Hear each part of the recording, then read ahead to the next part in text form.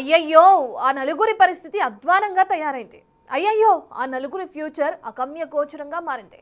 ఒకప్పుడు ఓ వెలుగు వెలిగిన నలుగురు ఇప్పుడు తమ దారుణమైన స్థితిని ఎవరికీ చెప్పుకోలేక సతమతమవుతున్నారట. ఏదో అనుకుంటే ఇంకేదో జరిగిందంటూ అనుచరుల దగ్గర వాపోతున్నారట. ఇంతకీ ఎవరా నలుగురు? ఏమనుకుంటే ఏమైంది?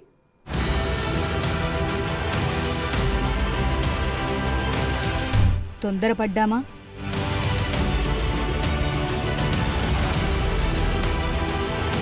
అనవసరంగా వచ్చామా?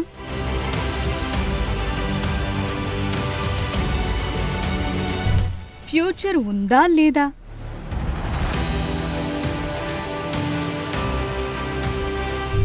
అయోమయంలో ఆ నలుగురు.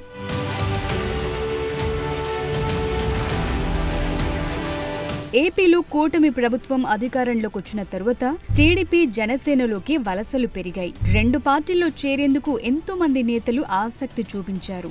అయితే వైసీపీ నుండి మెజార్టీ నాయకులు జనసేన వైపు అడుగులు వేశారు. అలా జనసేనలో ప్రకాశం జిల్లాకు చెందిన బాలినేని శ్రీనివాసరెడ్డి, పొన్నూరు మాజీ ఎమ్మెల్యే కిలారు రోసయ్య, పిఠాపురం మాజీ ఎమ్మెల్యే పెండం దొరబాబు, జగ్గయ్యపేట మాజీ ఎమ్మెల్యే సామినేని ఉదయభానులు చేరారు.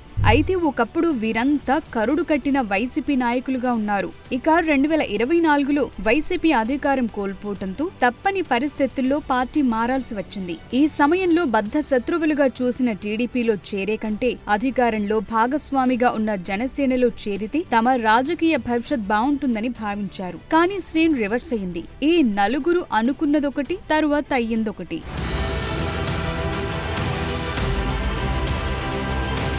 వాస్తవానికి ఈ నలుగురు నేతలు వారి వారి నియోజకవర్గాల్లో బలమైన క్యాడర్ కలిగి ఉన్నారు. ప్రకాశం జిల్లాలో బలమైన నేతగా ఉన్న బాలినేని శ్రీనివాసరెడ్డి తన నియోజకవర్గంతో పాటు జిల్లాలోని చాలా నియోజకవర్గాల్లో తన ప్రభావం చూపిస్తారు. 2022 ఏప్రిల్లో వైఎస్ జగన్ తనను మంత్రి పదవిలో నుంచి తీసేసిన దగ్గర నుండే ఆయనతో అంటి ముట్టనట్లుగా ఉన్నారు. ఆ సమయంలోనే బాలినేని జనసేనలోకి వెళతారు అనే టాక్ నడిచింది. అప్పుడున్న రాజకీయ పరిణామాల కారణంగా బాలినేని వైసీపీ నుండే పోటీ చేశారు. ఆ తరువాత భారీ అనుచరగణంతో జనసేనలో చేరిన బాలినేనికి పార్టీలో పెద్దగా ప్రాధాన్యత దక్కటం లేదనే టాక్ ప్రస్తుతం పొలిటికల్ సర్కిల్లో వినబడుతోందట.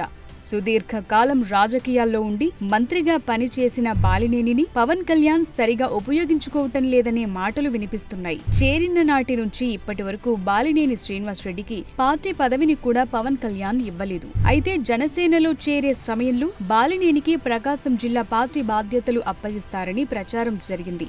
ఏం జరిగిందో ఏమో కానీ పార్టీ పగ్గాలు కాదు కదా, కనీసం కార్యదర్శి పదవి కూడా ఇవ్వలేదు.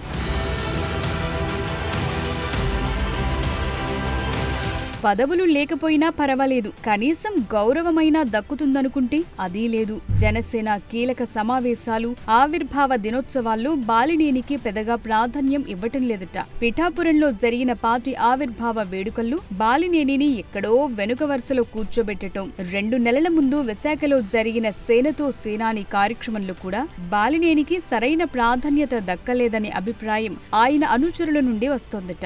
పార్టీ పదవి ఇవ్వకపోయినా పర్లేదు కానీ సీనియర్ రాజకీయ నాయకుడిగా పార్టీ సమావేశాల్లోనైనా ప్రాధాన్యత ఇవ్వాలి కదా అని గుసగుసలాడుకుంటున్నారట. జనసేన పార్టీ అధినేత పవన్ కళ్యాణ్ తీరుపై బాలినేని కూడా అసంతృప్తిగా ఉన్నారట. అంతేకాదు రాజకీయంగా రాంగ్ స్టెప్ వేశానా అనే డైలమాలు బాలినేని ఉన్నట్లు ప్రచారం నడుస్తోందట. ఈ క్రమంలో ప్రస్తుతం సైలెంట్ మోడ్లోకి వెళ్లిపోయిన బాలినేని హైదరాబాద్కే పరిమితమయ్యారట.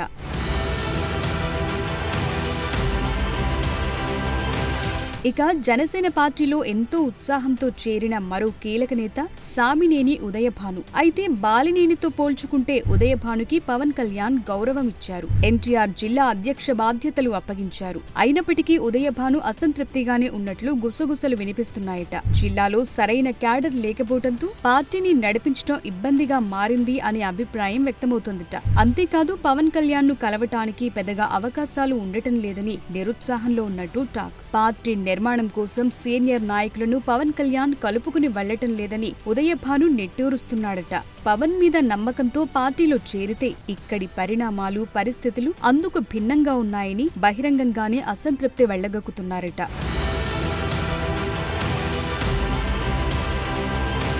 పార్టీలో చేరిన పిఠాపురం మాజీ ఎమ్మెల్యే పెండం దొరబాబు పరిస్థితి కూడా ఇంచుమించు బాలినేని ఉదయభాను మాదిరిగానే ఉన్నట్లు ప్రచారం నడుస్తుందిట. పిఠాపురం నియోజకవర్గంలో ఏర్పాటు చేసిన ఫైమెన్ కమిటీలు పెండం దొరబాబుకి స్థానం కల్పించడం తప్ప రాజకీయంగా పార్టీ పరంగా పవన్ కళ్యాణ్ పెద్దగా ప్రాధాన్యత ఇవ్వటం లేదట.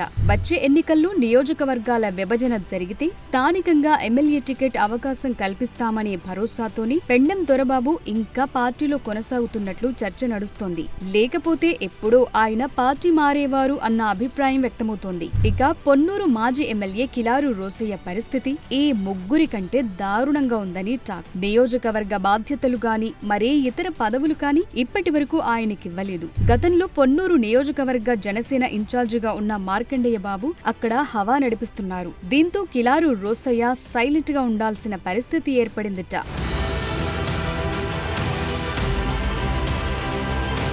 మొత్తానికి అనుకున్నదొకటి అయ్యిందొకటి. జనసేనలో చేరి బోల్తా పడ్డాం అని అనుకుంటున్నారట ఈ నలుగురు లీడర్లు. ప్రభుత్వంలో భాగస్వామ్య పార్టీగా ఉన్న జనసేనలో చేరితే తమ రాజకీయ భవిష్యత్ బావుంటుందని ఆశపడ్డ బాలినేని, ఉదయభాను, పెండం దొరబాబు, కిలారు రోసయ్యలు ఇప్పుడు అనవసరంగా చేరామా అని ఆలోచనలో ఉన్నట్లు టాక్. తిరిగి వైసీపీలోకి వెళతామంటే ముఖం చిల్లక జనసేనలో ఉండి ఇబ్బంది పడుతూ సతమతమవుతున్నారట.